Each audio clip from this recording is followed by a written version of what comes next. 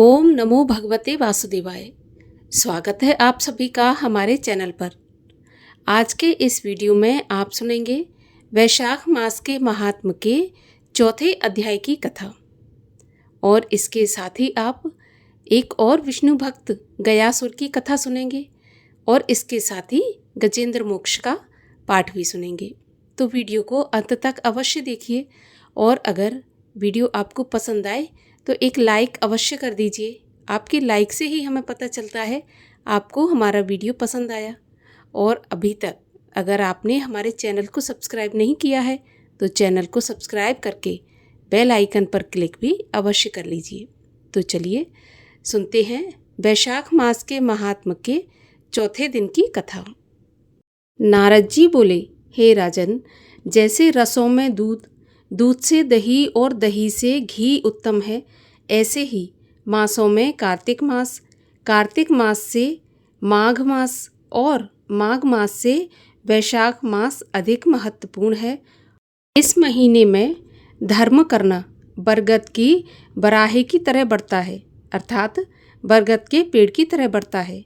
मेघ की संक्रांति में मधुसूदन भगवान का ध्यान तथा प्रातःकाल स्नान कर भगवान विष्णु का पूजन करें और मधुसूदन भगवान से प्रार्थना करें, हे मधुसूदन, हे देवादिदेव, मैं वैशाख मेष की संक्रांति भर प्रातःकाल स्नान करने की कामना करता हूँ। आप इसे निर्विघ्न पूर्ण कीजिए। फिर अर्घ देते हुए कहें, हे मधुसूदन, मैं आपको अर्घ देता हूँ, इसे भली भांति ग्रहण कीजिए। गंगा आदि नदी, तीर्थ, सब जलाशय मेरे दिए हुए अर्घ को प्रसन्नता से ग्रहण करो और मुझ पर प्रसन्न होकर यथोचित फल दीजिए। फिर वस्त्र पहनकर आह्लादिक कर्मों को करें, फूलों में भगवान का पूजन करें। विष्णु भगवान की वैशाख मास संबंधी कथा सुनने से वह उच्च कोटि जन्म के संचित पापों से छूटकर मोक्ष को प्राप्त हो जाता है। पृथ्वी, स्वर्ग और पाताल कहीं भी दुख नहीं होता, कभी गर्भ में नहीं आता और न कभी माता का दूध पीता है। वैशाख मास में जो तेल मलना, दिन में सोना, कांसे के बर्तन में भोजन, खाट पर सोना, घर में स्नान, निषिद्ध भोजन, दोबारा भोजन, रात्रि काल में भोजन करता है और उत्तम कथा नहीं सुनता, ना किसी तीर्थ में जाकर स्नान करता है और ना दान देता है, वह नरक में जाता है और चांडाल योनि को प्राप्त करता है। उसे कुत्ते की योनि 100 वर्ष तक प्राप्त होती है, फिर गधे और खच्चर की योनि प्राप्त कर नरक का गामी होता है। 1000 ब्राह्मणों की हत्या का पाप किसी तरह दूर हो जाता है, लेकिन वैशाख मास में स्नान आदि ना करने से उसका पाप कभी दूर नहीं होता। वैशाख मास में नियम पूर्वक कमल के पत्तों पर भोजन करने से सब पापों से निवृत्त होकर मनुष्य विष्णु लोक में जाता है। वैशाख मास में दोपहर के समय मार्ग में चलकर अपने घर पर आए हुए या थके हुए ब्राह्मणों को सुंदर आसन देकर जो उनके चरणों को दबाता है और चरणोदक को अपने मस्तक पर छिड़कता है, उसके सभी बंधन कट जाते हैं। उसे गंगा आदि संपूर्ण तीर्थों में स्नान करने के बराबर फल निश्चय ही मिलता है। वैशाख मास में अन्नदान और जलदान ना करने से पाप और दुख कभी दूर नहीं होते। प्रातःकाल सूर्योदय होने पर सागर से मिलने वाली सप्त नदी गंगा, जानवी, वृद्ध गंगा, कालिंदी, सरस्वती, कावेरी, नर्मदा और वेणी में स्नान करके विष्णु भगवान में मन लगाने से 7 जन्म के संचित पाप शीघ्र नष्ट हो जाते हैं। वैशाख के महीने में बावणी में स्नान करने या घर से अलग अप्राकृतिक गौ के चरण के रखने की जगह के समान अगर कहीं पर जल भरा हो तो उसमें भी स्नान करने से, हे राजन, बड़े बड़े पाप दूर हो जाते हैं। जो कोई धन संपन्न हो अथवा दरिद्री या पराधीन हो, उसे जो वस्तु मिल जाए वह ब्राह्मण को दान देना उचित है। कंदमूल, फल, शाक, नमक, गुड़, बेर, पत्र, जल और छाछ जो वस्तु दान की जाएगी अब परिवर्तित होती जाएगी। दान न करने से दरिद्रता आती है। दरिद्री होने से पाप किया जाता है, पाप करने से नरक मिलता है। इसीलिए सुख की इच्छा करने वालों को अवश्य दान करना चाहिए। कोई बड़ा मकान अच्छा सुंदर और सब सामग्रियों से शोभायमान हो, मगर उस पर छत न हो तो वह शोभा नहीं पाता। जैसे दया न होने पर सभी गुण बेकार हैं, वैसे उत्तम शाक भी बिना नमक के स्वादिष्ट नहीं लगता। जैसे कोई कुरूपवती स्त्री श्रृंगार होने पर भी अच्छी नहीं लगती, ऐसे ही वैशाख मास में जो धर्म कर्म या स्नान आदि नहीं करता, उसका किया गया सब बेकार है। वैशाख मास में तीर्थ यात्रा, जप, यज्ञ, दान और होम आदि का फल भी अधिक होता है और तुरंत फल मिलता है। मधुसूदन भगवान इसके देव हैं। जिसने किसी प्रकार भी वैशाख मास में मधुसूदन भगवान का पूजन नहीं किया, वह मूढ़ बुद्धि शूकर की योनि पाता है।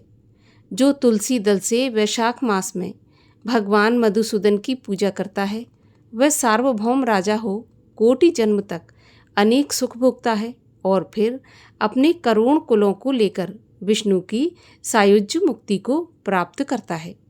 यहाँ पर चौथे अध्याय की कथा का समापन होता है। जैसे कीचड़ में कमल उत्पन्न होता है, वैसे ही असुर जाति में भी कुछ भक्त उत्पन्न हो जाते हैं। भक्तराज प्रहलाद का नाम प्रसिद्ध है और प्रहलाद की ही कोटि का एक भक्त था जिसका नाम था गयासुर। बचपन से ही गय का हृदय भगवान विष्णु के प्रेम से ओतप्रोत था। उसके मुख से प्रतिक्षण भगवान के नाम का उच्चारण होता रहता था। गयासुर बहुत ही विशाल था। उसने कोलाहल पर्वत पर घोर तपस्या की। हजारों वर्ष तक उसने सांस रोककर रखी। गयासुर की ऐसी तपस्या देखकर सभी देवता भयभीत हो गए और डर के मारे ब्रह्मा जी के पास पहुँचे और कहा कि आप गयासुर से हमारी रक्षा कीजिए। तब ब्रह्मा जी ने कहा कि मैं इसमें नहीं कर सकता, हमें भगवान शिव के पास चलना चाहिए। तब ब्रह्मा आदि देवताओं के साथ सभी भगवान शंकर के पास पहुँचे। पुनः सभी भगवान शंकर से कहने लगे कि प्रभु, हमारी गयासुर से रक्षा कीजिए।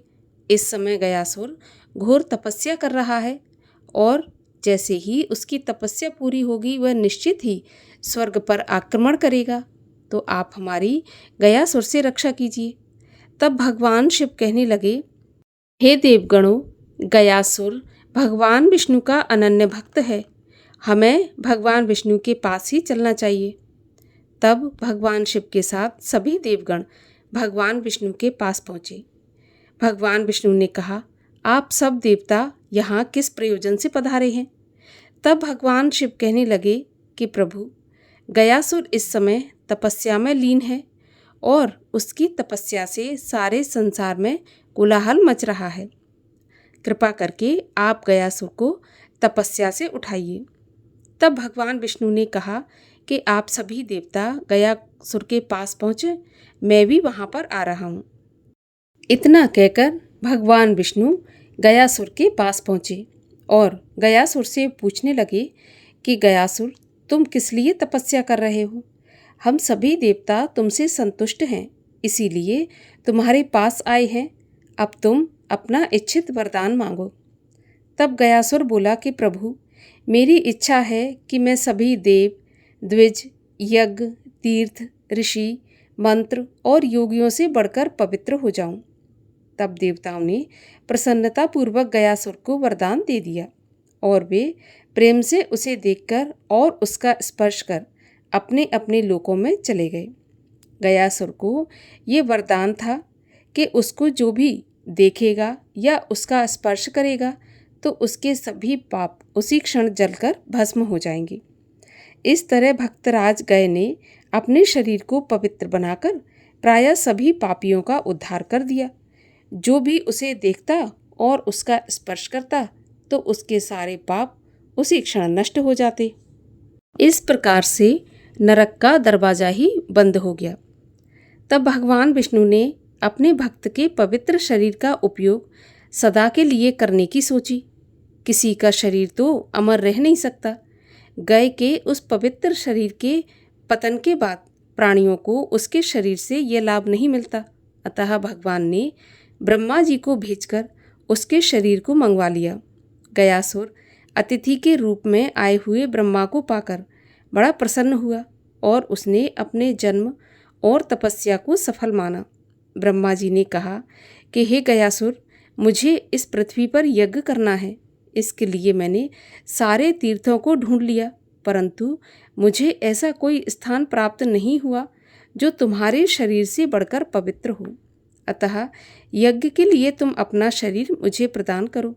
ऐसा सुनकर गयासुर बहुत प्रसन्न हुआ और वह कोलाहल पर्वत पर लेट गया।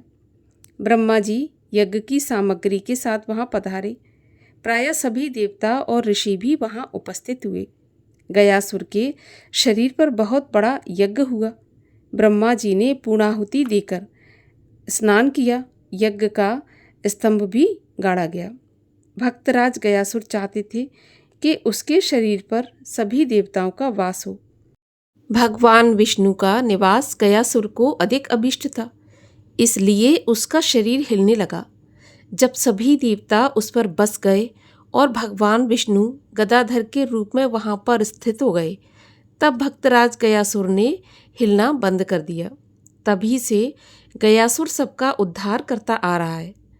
और आइए अब सुनते हैं गजेंद्र मोक्ष का पाठ। गजेंद्र मोक्ष का पाठ करने से पहले गजेंद्र मोक्ष की महिमा जान लेते हैं और ये किसने और कब इस महिमा का गुणगान किया था।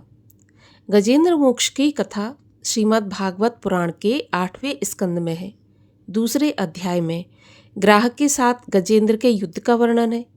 तीसरे अध्याय में गजेंद्र कृत भगवान की स्तुति और गजेंद्र मोक्ष का प्रसंग है और चौथे अध्याय में गज और ग्राह के पूर्व जन्म की कथा है। श्रीमद् भागवत में गजेंद्र मोक्ष की कथा के पाठ का महात्म बताते हुए इसको स्वर्ग तथा यशदायक, कलयुग के समस्त पापों का नाशक, दुस्वप्न प्रनाशक और मनोकामना का साधन कहा गया है। तीसरे अध्याय की स्तुति अत्यंत ही उपयोगी है। इसकी भाषा और भाव सिद्धांत के प्रतिदायक तत्व बहुत ही मनोहर हैं। भाव के साथ स्तुति करते करते मनुष्य तन्मय होकर लीन हो जाता है। गजेंद्र कृत इस स्तवन का अंतर्भाव से स्तवन करने पर लौकिक और परमार्थिक महान संकटों और विघ्नों से छुटकारा मिल जाता है। निष्काम भाव से पाठ करने पर मनुष्य अज्ञान के बंधन से छूटकर भगवान को प्राप्त करता है। स्वयं भगवान का वचन है कि जो ब्रह्म मुहूर्त के समय जागकर इस स्तोत्र के द्वारा मेरी स्तुति करते हैं, उन्हें मैं मृत्यु के समय मोक्ष प्रदान करता हूँ। अन्ते मते सा गते, इस वाक्य के अनुसार उसे निश्चय ही भगवत की प्राप्ति हो जाती है। इस प्रकार वह सदा के लिए जन्म और मृत्यु के बंधन से छूट जाता है। भगवान की ये स्तुति गजराज ने उस समय की जब ग्राह ने सरोवर में उसके पैर को जकड़कर रखा था और गजराज अपनी मृत्यु को निकट देख रहा था। उस समय मदद के लिए गजराज ने ये स्तुति गाई, जिसको सुनकर भगवान विष्णु ने प्रकट होकर गजराज को उस ग्राह से मुक्त किया और उसका उद्धार किया। तो आइए हम भी उस स्तुति के द्वारा भगवान को प्रसन्न करते हैं। श्री सुखदेव जी ने कहा, बुद्धि के द्वारा निश्चय करके तथा मन को हृदय प्रदेश में स्थित करके वह गजराज अपने पूर्व जन्म में सीखकर कंठस्थ किए हुए सर्वश्रेष्ठ एवं बार बार दोहराने योग्य इस स्तोत्र का मन ही मन पाठ करने लगा। गजराज ने मन ही मन कहा, जिनके प्रवेश करने पर अथवा जिनकी चेतना को प्राप्त करने पर ये जड़ शरीर और मन आदि भी चेतन बन जाते हैं, अर्थात चेतन की भांति व्यवहार करने लगते हैं। ओम शब्द के द्वारा लक्षित तथा संपूर्ण शरीरों में प्रकृति एवं पुरुष रूप से प्रविष्ट हुए उन सर्वसमर्थ परमेश्वर को हम मन ही मन नमन करते हैं, जिसके आधार पर यह विश्व टिका है, जिनसे यह उत्पन्न है, जिन्होंने इसकी रचना की है और जो स्वयं ही इसके रूप में प्रकट हैं, फिर भी जो इस दृश्य जगत से एवं उसकी कारणभूता प्रकृति से सर्वथा परे एवं श्रेष्ठ हैं, उन अपने आप पैदा हुए अर्थात तो स्वयंभू बने हुए भगवान की मैं शरण लेता हूँ। अपनी संकल्प शक्ति के द्वारा अपने ही स्वरूप से रचे हुए और इसीलिए सृष्टि काल में प्रकट और प्रलय काल में उसी प्रकार अब प्रकट रहने वाले इस शास्त्र प्रसिद्ध कार्य कारण रूप जगत को जो अकुंठित दृष्टि होने के कारण साक्षी रूप से देखते रहते हैं और उनसे लिप्त नहीं होते, वे चक्षु आदि प्रकाशकों के भी परम प्रकाशक प्रभु मेरी रक्षा करें। समय के प्रवाह से संपूर्ण लोकों के एवं ब्रह्मा आदि लोकपालों के पंचभूतों में प्रवेश कर जाने पर तथा पंचभूतों से लेकर महातत्व पर्यंत महत्वपूर्ण कारणों के उनकी परम कारण रूपा प्रकृति में लीन हो जाने पर उस समय दुर्गे तथा अपार अंधकार रूप प्रकृति ही बची रही है। उस अंधकार के परे अपने परम धाम में जो सर्वव्यापक भगवान सब ओर प्रकाशित रहते हैं, वे प्रभु मेरी रक्षा करें। भिन्न भिन्न रूपों में नाट्य करने वाले अभिनेता के वास्तविक स्वरूप को जिस प्रकार साधारण दर्शक नहीं जान पाते, उसी प्रकार सत्व प्रधान देवता अथवा ऋषि भी जिनके स्वरूप को नहीं जानते, फिर दूसरा साधारण जीव तो कौन जान सकता है अथवा वर्णन कर सकता है। ऐसे वे दुर्गम चरित्र वाले प्रभु मेरी रक्षा करें। आसक्ति सर्वथा छूटे हुए संपूर्ण प्राणियों में आत्मबुद्धि रखने वाले सबके अकारण हेतु एवं अतिशय साधु स्वभाव मुनिगण जिनके परम मंगलमय स्वरूप का साक्षात्कार करने की इच्छा से वन में रहकर अखंड ब्रह्मचर्य आदि अलौकिक व्रतों का पालन करते हैं, वे प्रभु ही मेरी गति हैं। जिनका हमारी तरह कर्म के कारणवश ना तो जन्म होता है और ना जिनके द्वारा अहंकार द्वारा प्रेरित कर्म होते हैं, जिनके निर्गुण स्वरूप का ना तो कोई रूप है ना रंग है, फिर भी जो समय अनुसार जगत की सृष्टि एवं प्रलय के लिए अपनी इच्छा से जन्म आदि को स्वीकार करते हैं, उन अनंत शक्ति संपन्न परम ब्रह्म परमेश्वर को नमस्कार है।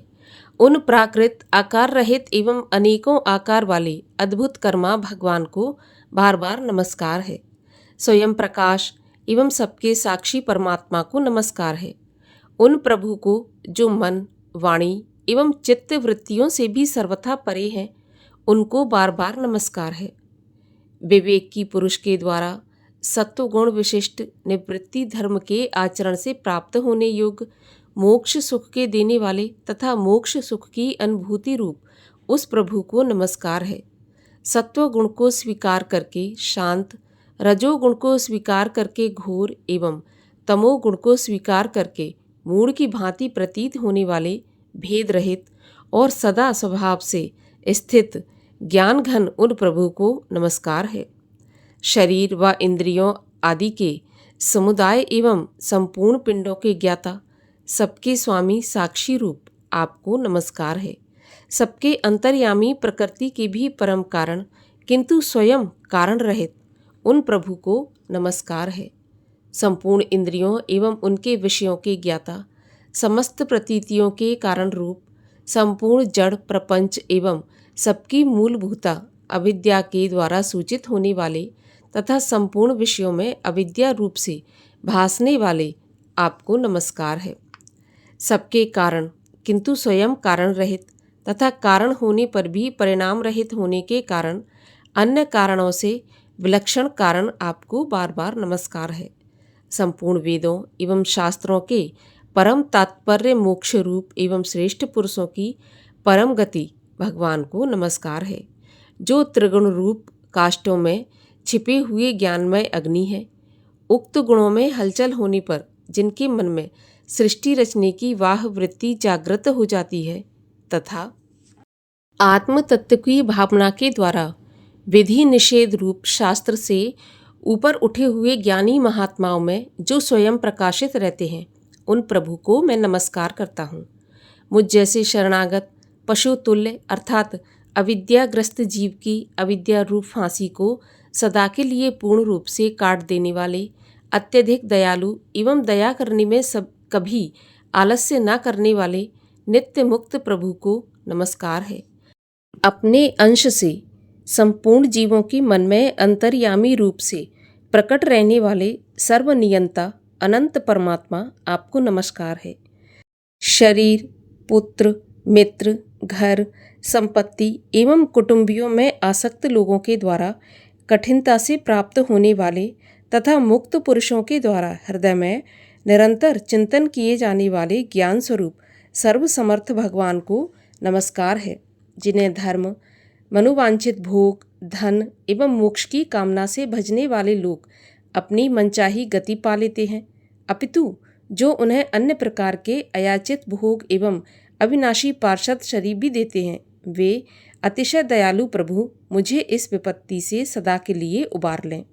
जिनके अनन्य भक्त जो वस्तुतः एकमात्र उन भगवान की ही शरण में हैं और जो धर्म, अर्थ आदि किसी भी पदार्थ को नहीं चाहते, अपितु उन्हीं के परम मंगलमय एवं अत्यंत विलक्षण चरित्र का गान करते हुए आनंद के सागर में गोते लगाते रहते हैं, उन अविनाशी, सर्वव्यापक, सर्वश्रेष्ठ ब्रह्मा आदि देवों के भी व्यामक, अभक्तों के लिए अप्रकट होने पर भी भक्ति योग द्वारा प्राप्त करने योग्य, अत्यंत निकट होने पर भी माया के आवरण के कारण अत्यंत दूर प्रतीत होने वाले, इंद्रियों के द्वारा अगम्य तथा अत्यंत दुर्विज्ञेय और अंतर्रहित किंतु सबके आदि कारण एवं सब ओर से परिपूर्ण उन भगवान की मैं स्तुति करता हूँ।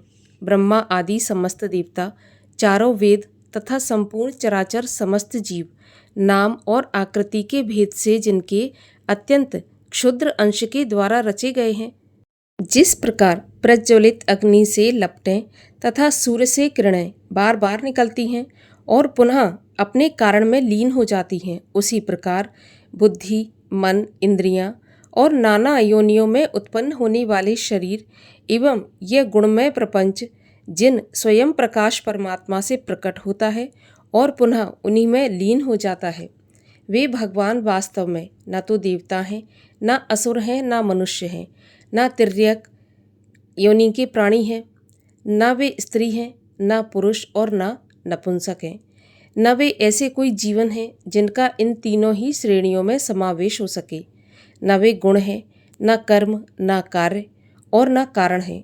सबका निषेध हो जाने पर भी जो कुछ बच रहता है वही उनका स्वरूप है और वे ही सब कुछ हैं। ऐसे भगवान मेरे उद्धार के लिए आविर्भूत हों।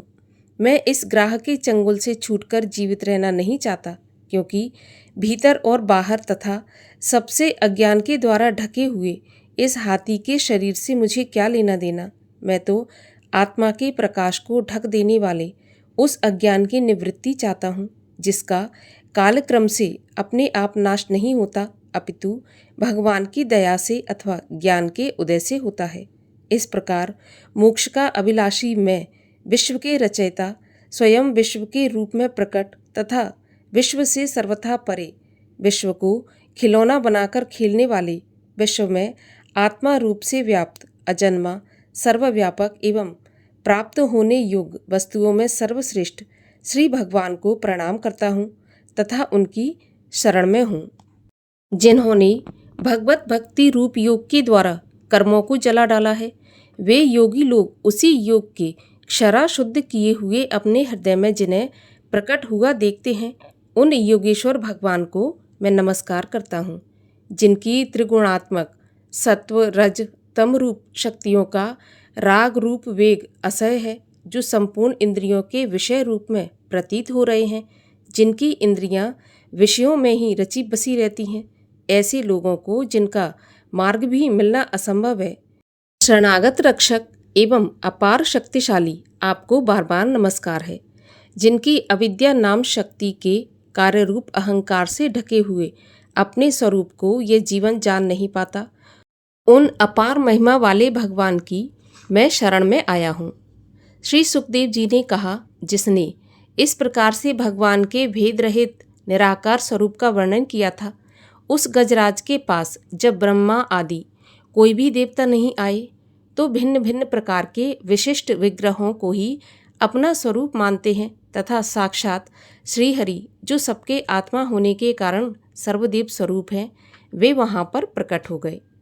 गजराज को इस प्रकार दुखी देखकर तथा उसके द्वारा की हुई स्तुति को सुनकर सुदर्शन चक्रधारी जगत के आधार भगवान इच्छा अनुरूप वेग से चलने वाले गरुड़ जी की पीठ पर सवार होकर स्तवन करते हुए देवताओं के साथ तत्काल उस जगह पर पहुंच गए जहां पर वह गजराज था।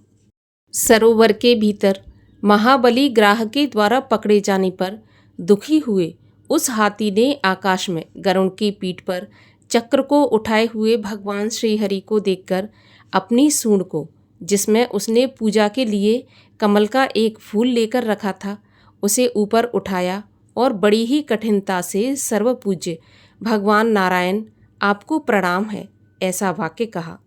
उसे पीड़ित देखकर अजन्मा श्रीहरि एकाएक गरुड़ को छोड़कर नीचे सरोवर पर उतर आए। वे दया से प्रेरित हो ग्राह सहित उस गजराज को तत्काल सरोवर से बाहर निकाल लाए और देवताओं के देखते देखते अपने चक्र से उस ग्राह का मुख काटकर उसके चंगुल से उस हाथी को उबार लिया। जो भी इस गजेंद्र मोक्ष का पाठ पढ़ता है या सुनता है, भगवान श्री नारायण की कृपा प्राप्त होती है, सभी संकटों से बाहर निकलकर भगवान श्री हरि विष्णु के परम पद को प्राप्त करता है। बोलिए श्री गजेंद्र रक्षक भगवान नारायण की जय। श्री कृष्ण चालीसा। वंशी शोभित कर मधुर नील जलद तन श्याम, अरुण अधर जन बिंब फल नयन कमल अभिराम, पूर्ण इंद्र अरविंद मुख पीतांबर शुभ साज, जय मन मोहन मदन छवि कृष्ण चंद्र महाराज। जय यदुनंदन जय जगवंदन, जय वसुदेव देव की नंदन, जय यशोदा सुत नंद दुलारे, जय प्रभु भक्तन के दृग तारे, जय नट नागर नाग नथैया, कृष्ण कन्हैया धेनु चरैया, पुनि नख पर प्रभु गिरवर धारो, आओ दीनन कष्ट निवारो। वंशी मधुर अधर धरि टेरी, होवे पूर्ण विनय यह मेरी, आओ हर पुनि माखन चाखो, आज लाज भारत की राखो, गोल कपोल चिबुक अरुणारे, मृदु मुस्कान मोहिनी डारे, रंजित राजीव नयन विशाला, मोर मुकुट बैजंती माला, कुंडल श्रवण पीत पट आछे, कट किंकणी काछनी काछे, नील जलज सुंदर तनु सोहे, छविलख सुर नर मुनि मन मोहे, मस्तक तिलक अलक घुंघराले, आओ कृष्ण बांसुरी वाले, करे पै पान पूत नहीं मार्यो, अका बका कागा सुर मार्यो, मधुवन जलत अगिन जब ज्वाला, भय शीतल लखी तहि नंद लाला, सुरपति जब ब्रज चढ़ो रिसाई, मूसर धार बारी बरसाई, लगत लगत ब्रज चहन बहायो, गोवर्धन नख धार बचायो, लख यशोदा मन भ्रम अधिकाई, मुख मह 14 भुवन दिखाई, दुष्ट कंस अति उधम मचायो, कोटि कमल जब फूल मंगायो, नाथ काली यहीं तब तुम लीने, चरण चिन्ह दय निर्भय कीने, करी गोपिन संग रास बिलासा, सबकी पूरन करी अभिलाषा। केतिक महा असुर संघार्यो, कंसहि केस पकड़ दे मार्यो। मात पिता की बंदी छुड़ाई, उग्रसेन तह राज दिलाई। महिषे मृतक छयो सुत लायो, मातुदेव की शोक मिटायो। भौमासुर मुर दैत्य संहारी, लाए षट दस सहस कुमारी। दे भीमहि तृण चीर संघारा, जरासेंधु राक्षस कह मारा। असुर बकासुर आदिक मार्यो, भक्तन के तब कष्ट निवार्यो। दीन सुदामा के दुख टार्यो, तंदुल तीन मूठ मुख डार्यो। प्रेम के साग विदुर घर मांगे, दुर्योधन के मेवा त्यागे। लखी प्रेम की महिमा भारी, ऐसे श्याम दीन हितकारी। मारथ के पारथ रथ हाके, लिए चक्र कर नहीं बल थाके। निज गीता के ज्ञान सुनाए, भक्तन हृदय सुधा वर्षाए। मीरा थी ऐसी मत वाली, विष पी गई बजा कर ताली।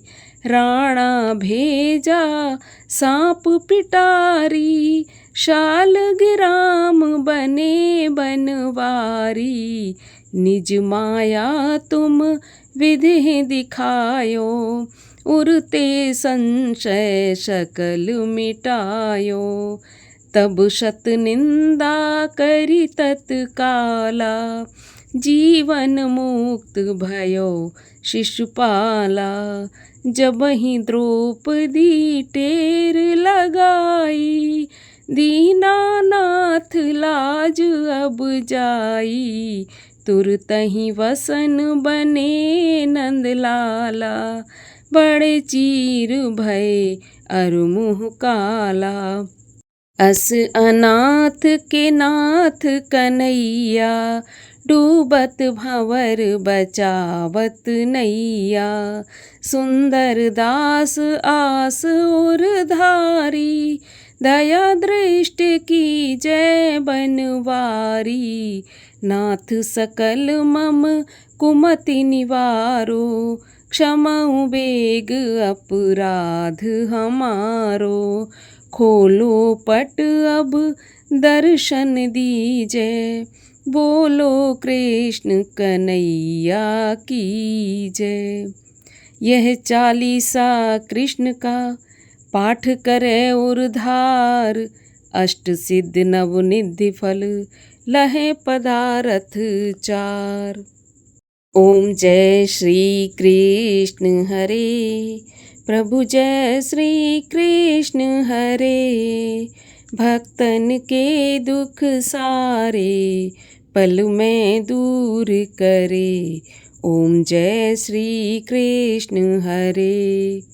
परमानंद मुरारी, मोहन गिरधारी। जय रस रास बिहारी, जय जय गिरधारी। ओम जय श्री कृष्ण हरे।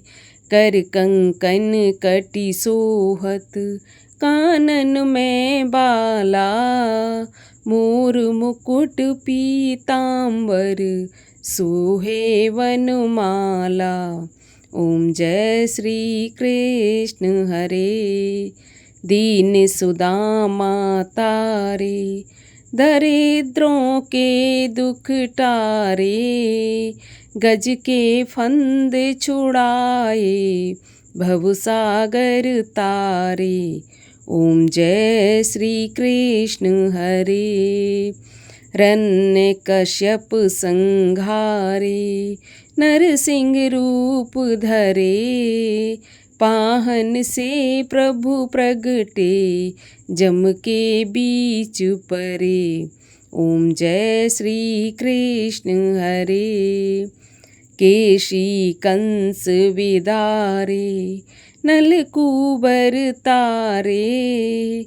दामोदर छवि सुंदर, भगतन के प्यारे। ओम जय श्री कृष्ण हरे। काली नाग नथैया, नटवर छवि सोहे। फन फन नाचा करते, नागन मन मोहे। ओम जय श्री कृष्ण हरे। राज्य उग्र सेन पाए, माता शोक हरे। द्रुपद सुता पत राखी, करुणा लाज धरे। ओम जय श्री कृष्ण हरे।